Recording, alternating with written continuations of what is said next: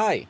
Over the past week or so since I've uploaded the last Lidia video, a lot of you have been coming in, both in my comment section and my stream, talking a lot about Lidia, the problems you're having with her, you're enjoying her, you just want to see more Lidia stuff, and I'm here to oblige. A lot of you have been saying a lot of different things about Lidia, which I really appreciate because it gives me a lot of ideas to make videos and it allows me to help more of you. But the biggest thing that I've been hearing, and this is my own opinion as well, is about sidestepping. I think that how to deal with sidestep with Lidia is something that needs to be talked about because it is undoubtedly her biggest weakness. And in fact, not only that, but looking on YouTube, there are practically no guides on how to counter sidestep in Tekken, which is crazy to me. There is countless videos on how to sidestep, why to sidestep, when you should sidestep, but absolutely nothing on actually countering sidestep. And there is so much to countering sidestep that I feel like it deserves a video in and of itself. So in this video, if you don't even play Lidia, we're going to be talking a lot about fundamentals here, so you should still get something out of this video too. Also, Fee, if you end up watching this video for some reason, hey, I got a video idea for you. I just punched my controller. I got a video idea for you. So we're going to break this down into 3 sections. The first section is going to be talking about why Lidia in particular is really bad against sidestepping. Because Lidia stands out from other characters in actually following the normal conventions and rules of the game, and that's kind of bad for her. We're also going to talk about what Lidia needs to do when she's up close, and then we're going to talk about when she's far away, because the ideas that you have to utilize when you're close and far away to the opponent are very different. There's going to be a lot of information in this video. I don't want you to get too overwhelmed by it. That's why I have timestamps down below so that you can go back through the video and try to gather as much information as you feel comfortable utilizing. Also, if you're looking for a Lidia streamer on Twitch, hey, I think I'm the last one standing at this point. So if you want to check out the stream, it's twitch.tv/Sesujin. It's in the description and in the pinned comment. When we play Tekken, we play Lidia, we play Elisa, we play some other characters as well. So feel free to stop on by and say hi. All right, with that out of the way, let's talk about why Lidia is so bad against sidestep in this game. And the answer is because she doesn't have anything that's unfair. We've all seen videos of like Paul doing heat smash and him hitting 180 behind his back on the last hit for no reason. We've seen clips of someone sidestepping and then getting clipped when they're not even hitting a button and they sidestep the correct direction. And we know that characters like Brian have moves like Hatchet Kick that's going the track to one side and then 90% of his move list that track to the other. That's why when you see videos on sidestepping and sidestepping charts, a lot of people will say, oh, you shouldn't follow sidestep charts because they have moves that track one way and moves that track the other way. And by the way, you should use sidestep charts, especially if you're lower rank, because a lot of the time the moves that are weak to one side are few and far between, and they're very specific, so if you know they're coming, it's just like blocking a specific low, like a hell sweep. But that's beside the point. In Lidia's case, she doesn't have any moves like this. This is the problem. Lidia's actually too honest when it comes to sidestepping. All of Lidia's key moves do not track to sidestep right. Back 1 doesn't track the sidestep right. Hop kick doesn't track the sidestep right. Down 4-2 doesn't track the sidestep right. Even some of her lows, like down back 4,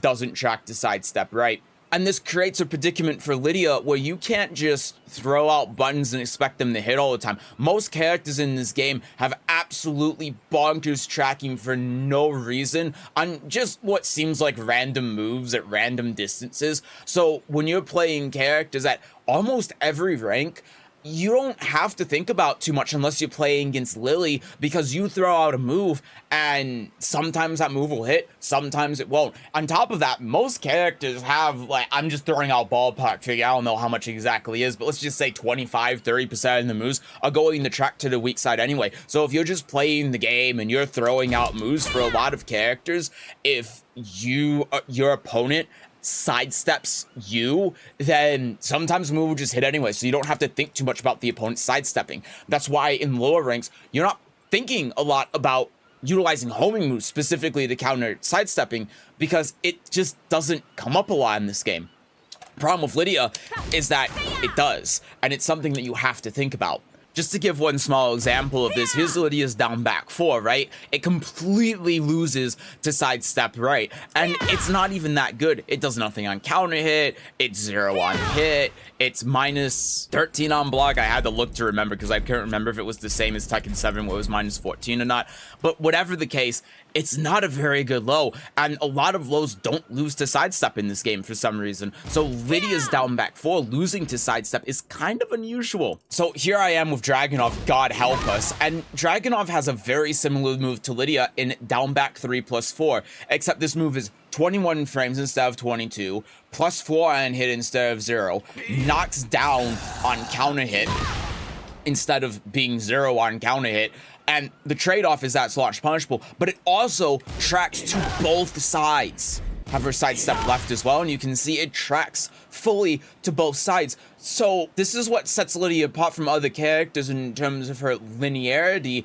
is that she is playing more honest in this regard than any other character in the game. So this is a major weakness for Lidia, don't get me wrong. Her honesty and her good character design becomes a weakness of hers because most characters in the game don't have to deal with this problem. But that also extends to why you have a problem with sidesteppers as Lidia, because whoever your main is isn't going to have this problem. You don't have to focus so much on the opponent sidestepping with whoever your main is. So all of a sudden switching to Lidia and now having to focus on it so much is going to feel like it's a much bigger weakness than it is, because you're not used to utilizing the counterplay options to sidestep. So in order to be able to play Lidia, you have to play more traditional old school Tekken when it comes to beating sidestep, which is going to be difficult for a lot of you, especially if you're new to Tekken 8, because you haven't had to play this way or deal with this before. And so I'm going to try to walk you through how to deal with sidestepping at all ranges with Lidia. And it's going to start with her moves that track to her weak side. Now she has 3 main moves that are going to do this. She has down forward 1, which is going to track to sidestep right. She has down 2, and she has down forward 3. These are going to be your main tools for catching the opponent sidestepping right. Down forward 1 in particular is extremely good and underrated. It's -5, which is really bad, and I hope that they change it in the future. However, this move is amazing at catching the opponent sidestepping. The reason for this is because your homing moves are high, high, low, so step guard is going to beat all of those options if they're on top of it. And then you have down forward 3+4, which is a 22 frame move that's -9 and doesn't really do anything special. Even on counter hit, it just doesn't do anything outside of the wall, and the speed on it makes it really tough to use it as a strong mid-homing move in a lot of situations, and that's what down forward 1 makes up for. Down forward 1 being 13 frames means that it's going to catch the opponent a lot more if they do sidestep down forward 2, for example. Just to show you the difference here in speed, I have Lidia set to do sidestep in the hop kick. I'm going to do down forward 3+4. A little bit delayed, just to show you the difference in speed between the 2 moves. And now here's down forward 1, a little bit delayed. So I hope that serves as a good demonstration why down forward 1 is so good at catching the opponent sidestepping. You really should be using it a lot if you notice your opponent sidestepping right, to catch them and dissuade them from sidestepping. The other thing down forward 1 does is it persuades them to stop sidestepping so much. I did the sidestep in the hop kick because I also wanted to demonstrate how strong step blocking is. If the opponent is step blocking all the time and you're able to catch them out with down forward 1, which is going to be a lot easier than down forward 3+4, this is doing damage. It's 13 damage every time that you do it, and this is slowly going to chip away at the opponent's health. You can see what the health's at even if I do 3 of these and they hit the opponent, and if enough of these start hitting the opponent, it's going to stop them from wanting to sidestep, because they're going to notice the amount of chip damage that's being done, and then that's going to open you up to be able to do more stuff like back 1, which is very linear. Besides that, up close, you also have the power of delaying your attacks. So I once again have Lidia set to sidestep right here, and you're going to notice if I immediately do back 1 when she sidesteps, it's going to avoid her. But if I delay it slightly, it's going to realign. Now, why is this happening? Isn't back one supposed to be linear? Well, the key to sidestepping in Tekken is that it's a timing thing. You're kind of using sidestep as a parry of sorts. When someone sidesteps, it's because they think that you're going to do a move at the time that they sidestep. If you know that the opponent is going to sidestep, you don't even have to dash into them, do anything fancy. Just delaying your timing a little bit is going to be able to catch this sidestep. And then this is where sidewalking comes into play. So if I have the opponent set to sidewalk, you can see that my down forward 2 is going to whiff pretty well. If I do a string here, then it's going to whiff pretty well if the opponent is sidestepping right.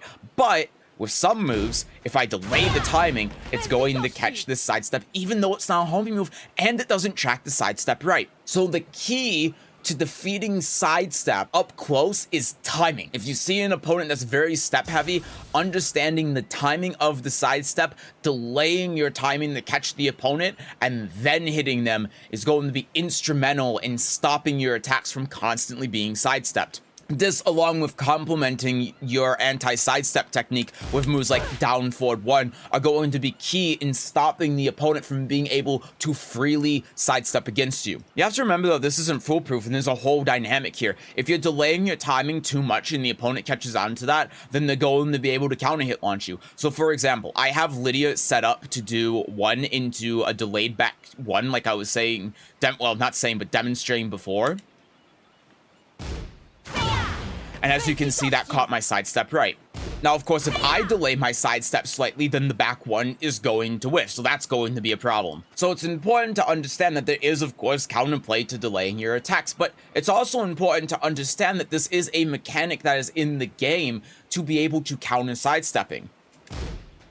Another thing you're going to notice here is that there are going to be some moves that just don't track to sidewalk, even if you delay them. Down forward 2, for example, is going to be one of those moves. As you can see, no matter how much I delay it, it is not tracking the sidewalk right as much as back 1 is, for example. How do you get around this? You dash, because when you dash in this game, you realign with the opponent, and that's what makes forward 2 track to sidewalk right. If I do forward 2 immediately, well, there it hit. But if I do, oh Jesus. If I do forward 2 immediately, then you can see it's going the whiff to sidewalk right. But if I do while running 2, because I'm running into the opponent and realigning with them, it's going to hit. So it's another tool in your repertoire to be able to counter someone sidestepping. And then there is, of course, simply her homing moves, right? She has back 4, she has core circle forward 4, and she has down back 3, along with the aforementioned down forward 30 plus 4, although a lot of the time, personally, I prefer using down forward 1. These are going to be really good moves, especially back 4 at countering sidestep. Back 4 is -3 on block. It is plus 6 on hit, which, if you watch my first video on Lidia, you're going to know facilitates your entire offense, but also on counter hit gives you a knockdown for a free run up down 1 plus 2. You can also do forward 3 if that's a little bit easier for you. The down 1 plus 2 recovers gray health though and does a little bit more damage, so I recommend you try to learn how to do that. And so if you want to keep it really simple and not worry about all of these concepts, then those are some of your go-to moves. And back 4 again in particular is pretty strong. Core circle forward 4 is as good as well, but the problem is because it's on a core circle forward motion, even though it says it's 17 frames, it's actually a little bit more than that. Chances are, with you doing it, it's going to be around 21, which is quite slow, especially when it puts you airborne. You can get floated. It's a high. It's not the best move in the world for catching sidesteps, and me personally, I only use this move when I have a hard read that the opponent is going to sidestep. But the reason why I tell you everything I just told you at close range is because homing moves aren't very strong with Lidia, because they have one major weakness that stops you from using them most of the time. They're stubby. Look at the range on back 4, for example. It's practically nothing. The opponent can backdash out of this move so easily. Core circle forward 4 is more of the same, where the range on it is almost nothing. I'm barely getting it at like range 2. Even there at 2.5, it whiffed. Down back 3 needs no introduction to how stubby this move is. And then down forward 1 plus 2 is going to be a little bit better in that department, thankfully. But even out here, more out here, it's going to whiff. So if your opponent is out here and they do one backdash, this is going to whiff, and it's so slow that you're probably going to get punished for it. And so that takes us to what do you do with Lidia when you are out here? And this leads to a fundamental problem with Lidia that other characters in the game, again, don't have. Most characters at this range have some sort of, I don't want to care about neutral, I don't want to play neutral, I'm just going to go in and I'm going to start playing the game. And that comes back to another problem with Lidia that almost only Lidia has in this game, and it's having no unfair approach tools. If you look at Yoshimitsu, for instance, Yoshimitsu has running 3, but the difference with Yoshimitsu's running 3 is it puts him into Dragonfly. And this leads to a frame trap with Dragonfly forward 1+2 and Dragonfly forward 2. So if the opponent tries attacking into running 3, then they get counter hit launched with 2-4. Or of course then they get hit by 4-1+2, which does 40 damage and wall breaks and just puts them back in the situation where you can go again. At least as another example, where her tool to approach from this distance, running 2, puts her in DES. And when you look at all of the characters in the roster, most characters are going to have something like that. Asuka's running 1+2, launches on counter hit, launches on normal hit when she's in her install and it's homing. Azucena has a mid-mid, not a high, that's plus on block and is 2 hits. Brian has that new Mach Punch he had to solve his neutral problem.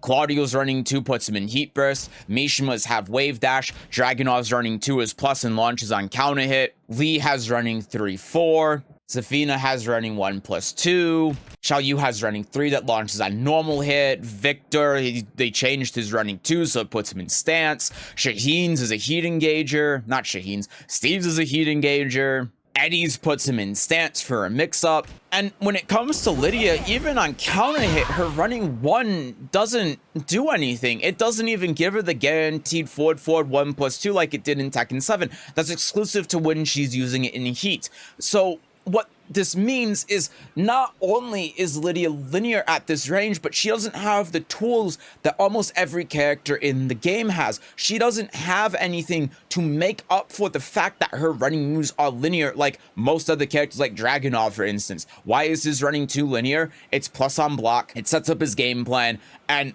more importantly, it launches on counter hit. Lidia doesn't have that, and that means that when you're approaching at this range, you can't just willy-nilly throw out running 1, or throw out running 3, or throw out running 2, like you can with probably your main at this range. You're probably used to being at this range and saying, oh, I'm going to do the running 1. Because that's how most characters in this game work, that's how this game is designed. But Lidia isn't designed that way, and you have to think of this distance completely differently than you have to do with your main. And so the way that you have to think about this, as silly as it sounds, is you have to think of the game in this position as you're playing a rushdown character, a very short stubby character, and the opponent is playing his owner. Because every character in this game against Lidia, because of all of those things I just mentioned, effectively act that way. They have moves that just say, I want to play neutral anymore, I want to get in, I want to force a mix-up. And Lidia not having those things in turn means that she's playing a completely different game.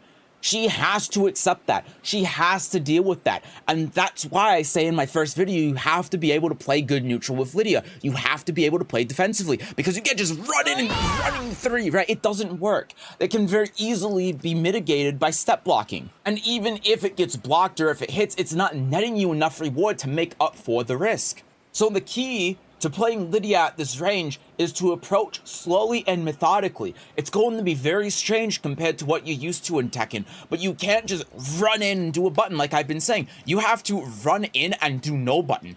Dash blocking, right? Waiting it out, dashing and sidestepping, baiting out a move, getting the opponent in a position, where they cannot sidestep. What do I mean by that? Oh, here's Lee, this absolute bum of a character, and you're going to know if you've played any Tekken that Lees love to do this. Back 4, back 4, back 4. Why? Counter hit launcher that basically puts Lee at no risk because of the little bit of back sway that's in there. But what happens when you're at this range and Lee whiffs this move? This is going to be a move that Lee's going to use as keep out. What can you do after he whiffs this? Forward 2, right? Because when an opponent whiffs a move at this range because they want to stop you from getting in, They don't have a turn anymore. They have lost their turn. They have spent their turn doing this move. They cannot sidestep, and that's when you can go in. So making the opponent scared through your movement is instrumental in being able to work your way into the opponent. Lee whiffs this. I can do running too. I'm sitting here ready. Oh, they sidestepped. They can't sidestep again. At that point, they'd be sidewalking. And remember what I said about delaying your attacks, right? And even if they step guard, or even if they sidewalk, or even if they don't sidestep, and all you can get here is this, well, now you solve the problem.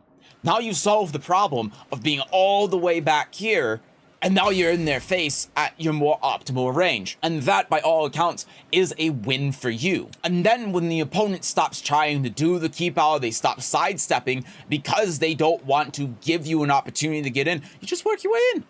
Right? You just play a little bit of footsies, you work your way in, and then running one. Again, going back to my first video on Lidia about playing patient and defensive. This is why it is so vital. Because the neutral game you have to play with Lidia is very different, but it's how you're able to actually start your entire offense. Let's talk about another scenario. Let's say that the Lee whiffs something, and then you think, okay, I'm gonna go, never mind.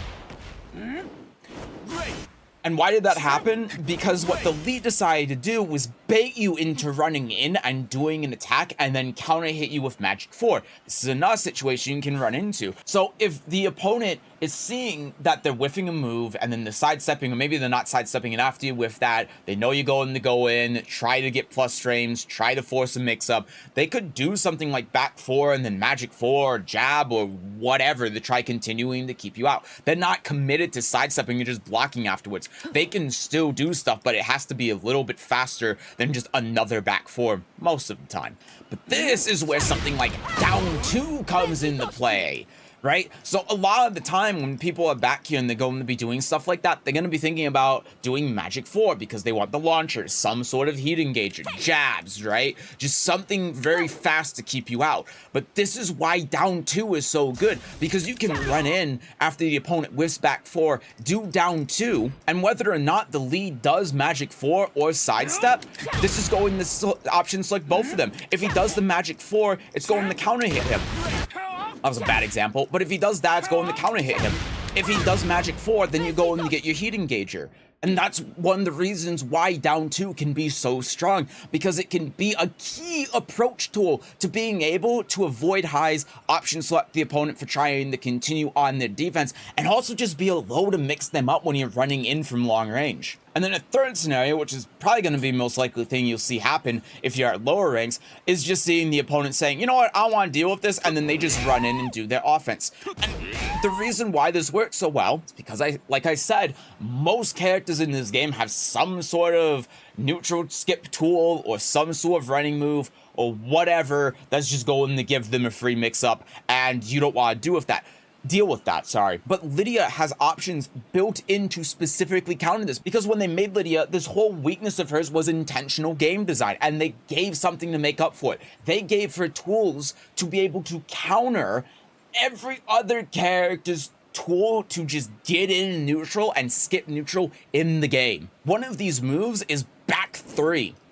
So back 3 is going to be a nice little keep out tool that has an extension that on counter hit gives you political storm guaranteed.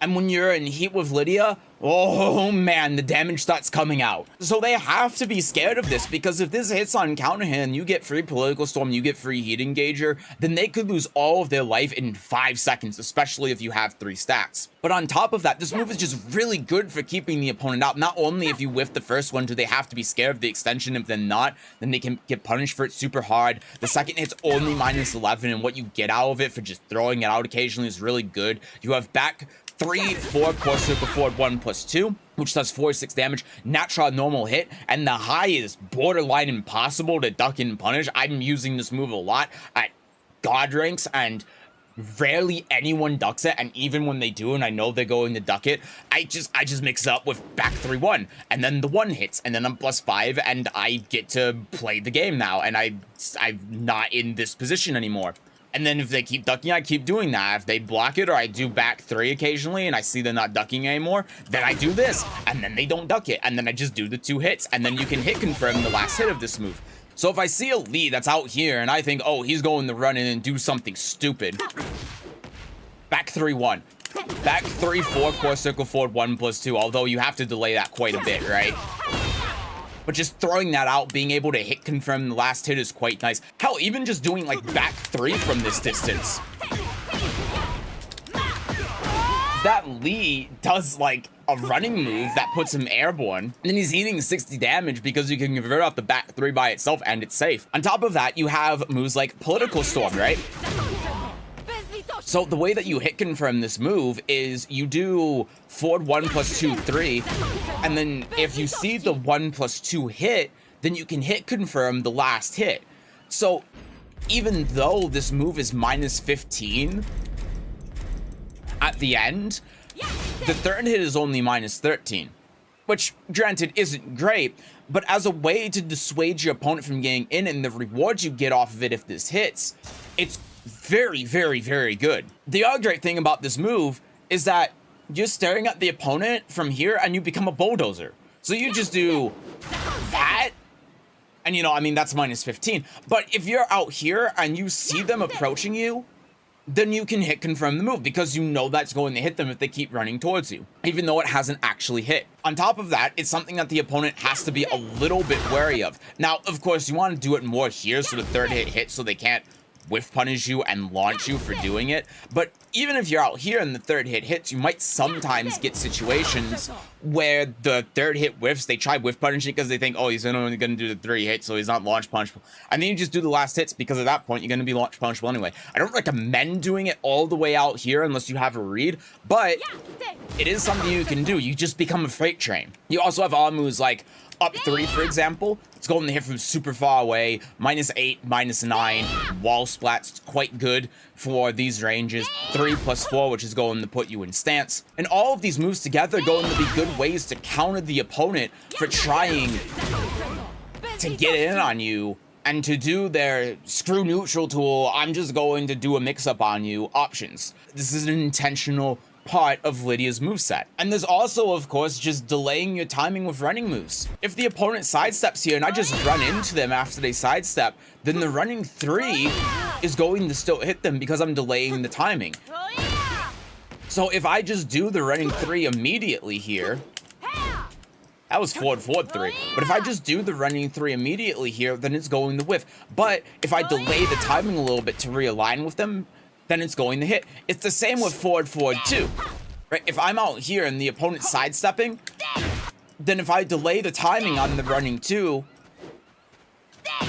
then it's going to get hit or blocked, and then you get a mix-up out of course stance. So there was a lot of information that we went over just now, and it's going to be a lot for you to take in. Again, I recommend going back and forth through the video. I've tried recording this video multiple times to condense it a little bit, but it's just impossible because of the scope. It has a bigger scope than the other videos that I've produced on Lidia so far, so I hope it's not too confusing and it's not too overwhelming for you. But I hope that this is going to serve as a guide that you can refer to later when you think, oh, I'm in this position and my opponent was countering me with sidestep here. How do I deal with that? You go to this video, you go to the timestamp, and then you can figure it out. Let's get into the example game. Okay, so this example game should show examples of pretty much everything we talked about in a real world scenario. So I start the game here with down forward 2, Kazuya sidesteps left instead of right, down forward 2 tracks to sidestep left, so it hits, and then I do a mix up here. Keep in mind as well, this is the 3rd game in a set that we've played, so I already have some ideas of how this Kazuya is going to play. So I just do the combo here, and now all of this that I'm going to do coming up is really important. So Kazuya's at the wall, I do down 2, I do wall rising 1 to try keeping him from just taking his turn for free, like doing house sweep to get out of the corner or something after the down 1. And then I immediately follow up with jab to try catching him if he tries sidestepping maybe, or even if he does sidestep, if he doesn't immediately sidestep into electric, then I'm going to be fairly safe. So this hits, and then I do down forward 1, 2, again, just for the second hit to maybe catch him if he tries hitting a button or doing something, and down forward 1 is there to catch him if he tries sidestepping. And then from here, I do instant while rising 1-2 because I just did the first hit. I assume that he's going to attack into the second hit. He does. I go in the stance. And then I try doing 2 for the counter hit. He doesn't hit anything, so I don't finish the string. And then I jab here. I sidestep a little bit. And then I go in the stance. Yeah, I try going for the counter hit again. I'll stance manually. It doesn't work. And now Kazuya is finally able to sidestep. But you're going to notice all that little poking that I did there was all done not only to chip away at his health, but also to dissuade him from sidestepping. And should he have sidestep there, stuff like my down 4-1 would have caught him, maybe my jab would have caught him. And even if it didn't, these moves are recovering so fast that he's not going to be able to get a huge punish on me. So here Kazuya sidesteps right.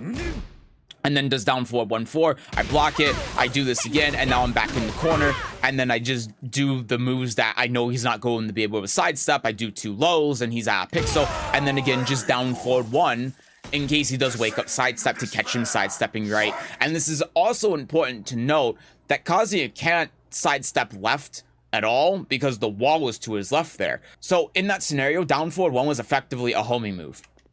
So here we just start by playing neutral, and now I'm in this situation I talked about with Lidia, where what do you do when you're back here with Lidia? You have to approach the game a little bit differently. So you're going to see a lot of what we're doing here is just waiting, not doing much, and then I eventually decide to dash in. Kazuya also dashes in at what just so happens to be the same time. I dash in, I try sidestepping. I'm a tad bit late because I didn't expect him to dash in and he hits me with electric. But the idea here is instead of me just doing running 1, running 3, any of these moves, I slowly work my way in. This would have, of course, been better if I did down 2. Because if right here I had done down 2, it would have gone under the electric. There you go. So if I had done it early enough, it would have been counter hit, but of course that's not going to be very realistic in this kind of scenario. But it's just to demonstrate how strong down 2 can be in some situations. But here, instead of doing that, I sidestep, I get hit with electric, and then I'm going to get carried all the way to the wall here for full combo. And now we're going to wake up. Kazuya's going to whiff this move.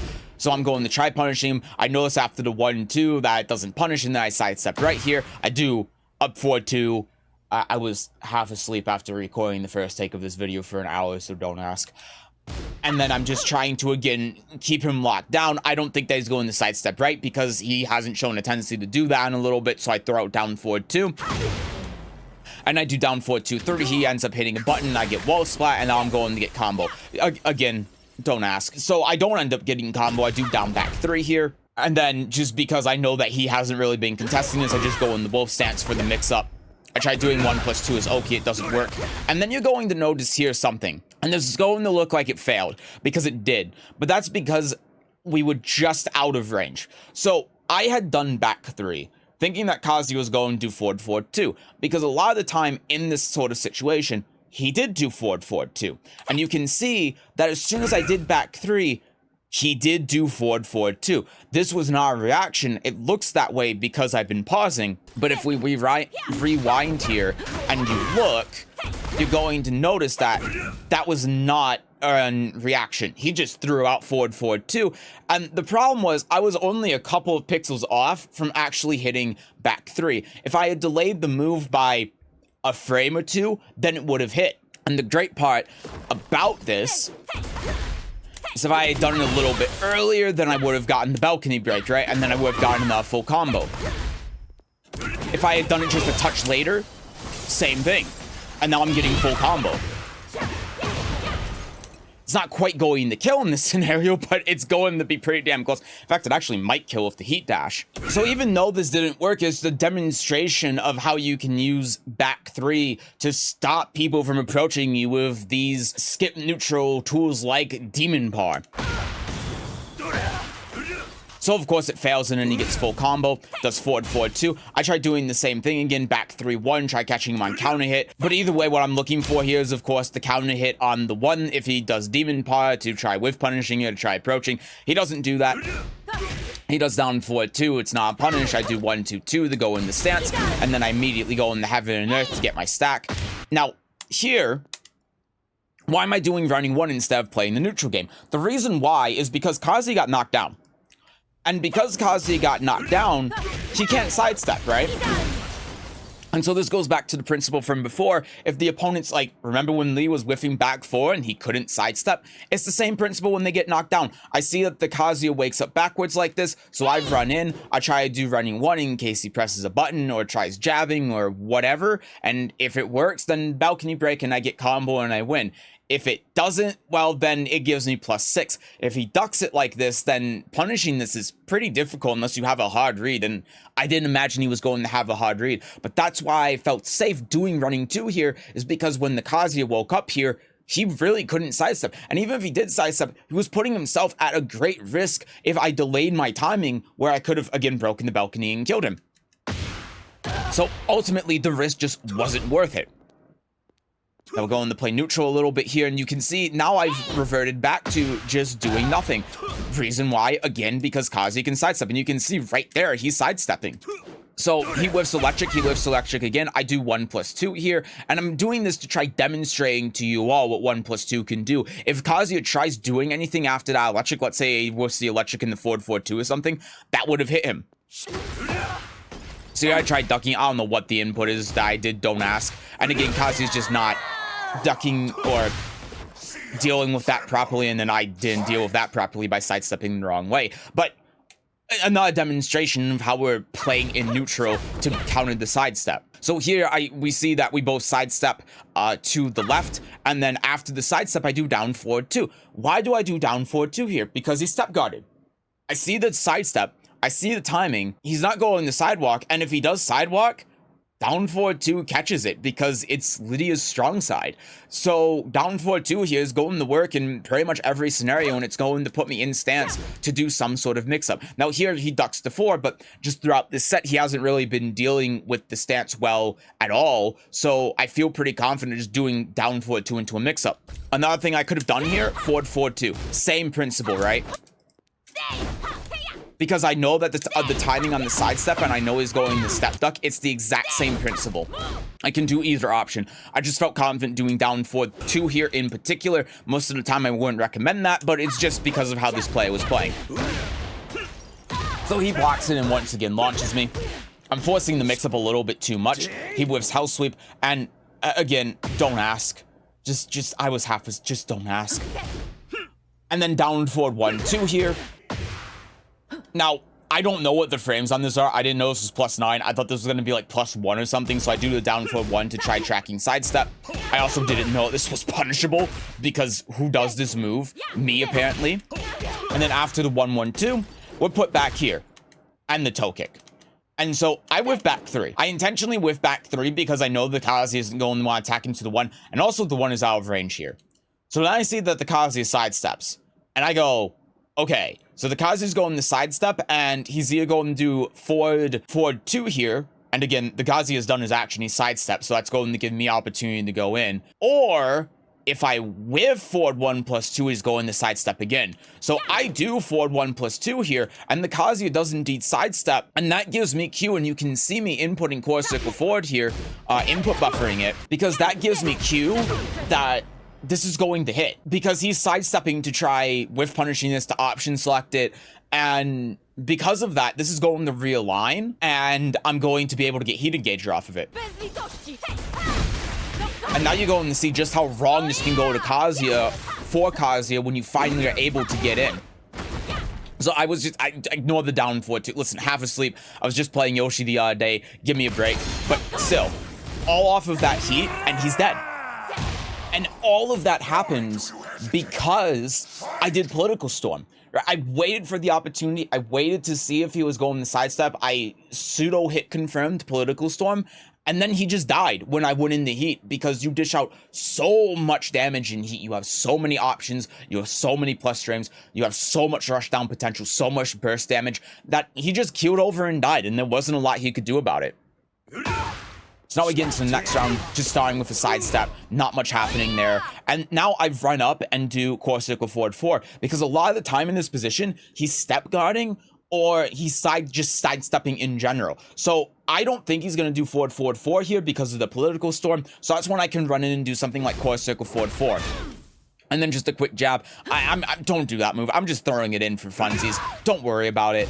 But then, right? I'm +1. He can sidestep here. Another down forward 1. Just down forward 1 by itself. Not getting too fancy. He does down forward 2. And then hell sweep, right? Block the low, and now I'm in stance. Back here. Again, look. I do this. I can run in, running 3. Why can I do running 3? He can't sidestep here. Kazuya cannot sidestep after tech rolling, after getting knocked down by Cat 1. So in this situation, your running 3 is essentially just as good as a homing move. Moving on down back 3 because it's a frame trap, just running away. And then again, you see him step guard. After the down back 3, see him step guard here. So forward 2.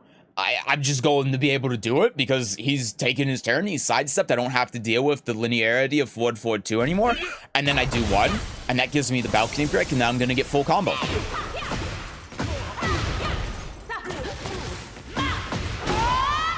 Simple as that. And now it's just a simple from crouch mix up while rising 1-4 because I had done the 2 before. I thought if it didn't hit, he might duck it, and he dies. And that's it. There wasn't a single time that game where that Kazuya sidestepped anything that I did. Despite the fact that the Kazuya was sidestepping and step guarding a lot in that game, not one instance did that Kazuya sidestep a single one of my moves. And what was the reasons for that? I was playing neutral very patiently and very defensively. I was throwing out moves like Political Storm when I thought the Kazuya was going to approach. I was waiting to approach with moves like running 1 and running 3 when the Kazuya couldn't sidestep. And I was a lot of the time slowly working my way in instead of just running in with a move so that the sidestep doesn't actually do anything. And so to reiterate, again, this isn't to say this isn't a weakness of Lidia's, because it certainly is. Lidia having to play more passive in these situations is going to give her a disadvantage over most characters, because most characters don't have to play this passively.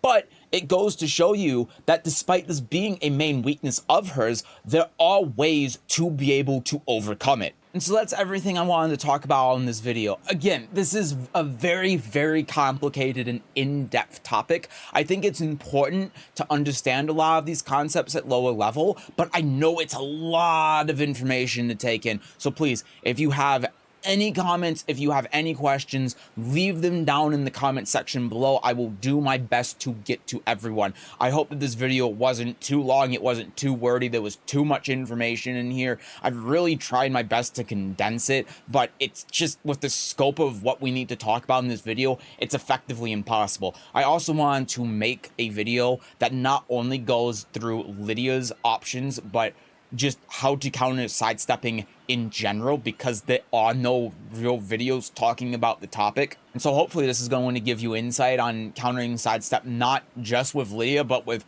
whatever character you play. We just focus solely on Lidia for this video, but pretty much all of the information we talk about in this video is going to transfer over between most characters in the game. So even though this was quite long, I still hope that you found this helpful. If you've made it to this point in the video, then hey, feel free to subscribe. We got more Lidia stuff that's going to be on the channel. I have a bunch of ideas for videos that I want to get to and upload on this channel. It's just that every video like this is an entire process. This is my second take, my third take, I don't even remember, of this video, and both were an hour long.